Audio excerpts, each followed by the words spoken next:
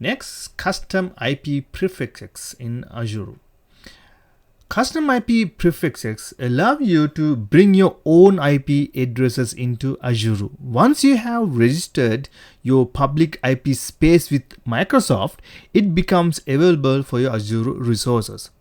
Let me give you a real-world example. For companies moving their on-premises workloads to Azure, they often want to keep their existing IP ranges. This feature allows them to maintain IP continuity, easy migration and integration. About pricing, custom IP prefixes are also a paid service. Pricing is based on the size of the IP prefix and the time it's reserved.